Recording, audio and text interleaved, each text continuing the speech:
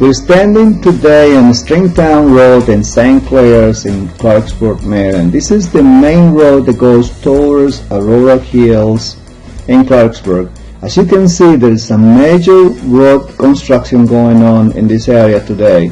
And I'm going to give you the bad news. And I am reporting this after talking to the superintendent that is actually inspecting the job, and he told me that this project is supposed to be finished by October or November 2017. So this is going to take a long time. This is going to take over 1 year. The project actually, what it's going to do is going to straighten out this curve that is a little bit too dangerous because we had some accidents there before, and it will make it a little bit safer for everybody traveling down the Stringtown Road. And obviously it's a major inconvenience for a lot of people, but once they finish, this is going to be a great addition to why Clarksburg, Maryland is such a great place to live.